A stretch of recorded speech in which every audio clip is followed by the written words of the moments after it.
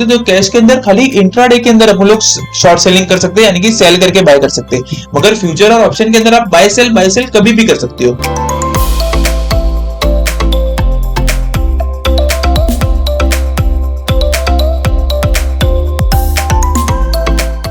Okay, so welcome guys. ये video के अंदर वी गोना टॉक अबाउट कि कैश, फ्यूचर और ऑप्शन के अंदर क्या डिफरेंस है।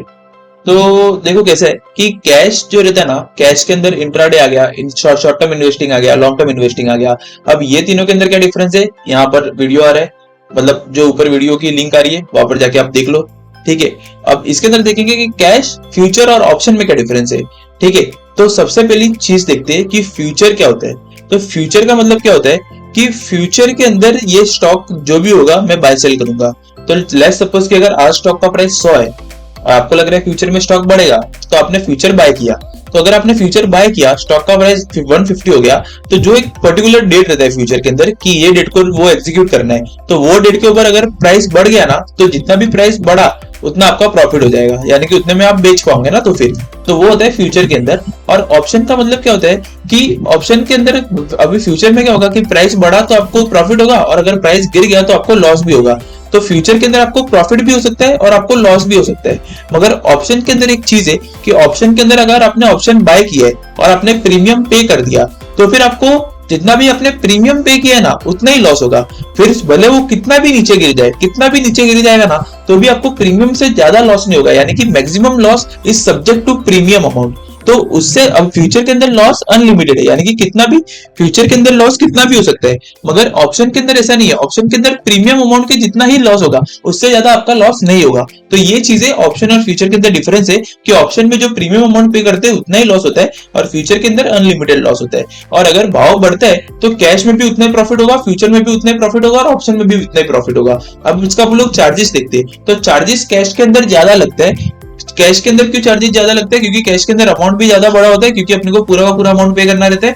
तो कैश में चार्जेस ज्यादा लगते हैं, फ्यूचर के अंदर उससे कम लगते हैं, और ऑप्शन के अंदर सबसे कम लगते हैं। सबसे ज्यादा पैसा कैश में सबसे ज्यादा पैसा लगता है, फ्यूचर के अंदर उससे कम पैसा लगता है, और ऑप्शन में उससे भी कम पैसा लगता है। अब देखते हैं कि कैश के अंदर क्या कर सकते हैं। तो कैश के अंदर खाली इंट्राडे के अंदर हम लोग शॉर्ट सेलिंग कर सकते हैं, यानी कि सेल करके बाय कर सकते हैं। मगर फ्यूचर और ऑप्शन के अंदर आप बाय सेल कभी भी कर सकते हो। ठीक है, तो कैश के अंदर खाली मैंने बाय रखा है, इंट्राडे के अंदर बाय सेल कर सकते हैं, तो वो इंट्राडे में करना रहता है, तो उसको हम लोग नहीं गिर रहे।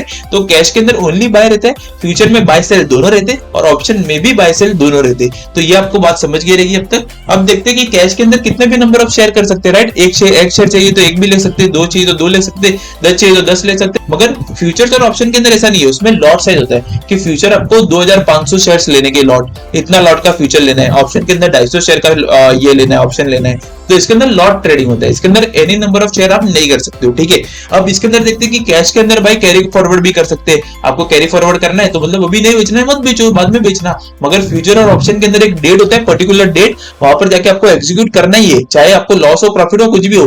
वो ठीक है, आप बाद में पोजीशन वापस से ले सकते हो, मगर एक बार आपको एग्जीक्यूट करना पड़ेगा वो डेट के ऊपर। ठीक है, तो मैं श्योर हूं आपको ये डिफरेंसेस समझ के रहेगी कैश, फ्यूचर और ऑप्शन के अंदर। फ्यूचर और ऑप्शन के अंदर सिंपल यही डिफरेंस है कि फ्यूचर के अंदर आपको कम पैसा लगता है, कैश के अंदर आपको ज्यादा पैसा लगता है, और ऑप्शन के अंदर आपको और भी कम पैसा लगता है। अब मैं एक बार वापस से आपको बता देता हूं कि अगर आपको कैश के अंदर समझो 10,000 क्वांटिटी चाहिए कोई भी शेयर का, तो कैश के अंदर समझो लगेगा 7 लाख, तो उसी जगह पे फ्यूचर में लगेगा 1.5 लाख, 1.5 या 2 लाख रुपया, और ऑप्शन के अंदर उसी जगह पे लगेगा 22,000 या फिर 30,000 रुपया। अगर प्रॉफिट तीनों के अंदर सेम ही होगा, अगर वो भाव इतना ऊपर जाता है, subject to premium in options. ठीक है, और अगर भाव नीचे जाता है तो कैश में तो लॉस होगा, फ्यूचर के अंदर भी लॉस होगा, मगर ऑप्शन के अंदर लॉस उतना ही होगा, सब्जेक्ट टू प्रीमियम अमाउंट। तो ये आपको चेंजेस मतलब थोड़े बहुत आपको आइडिया आ गया रहेगा पूरा कैश, फ्यूचर और ऑप्शन में क्या डिफरेंस है।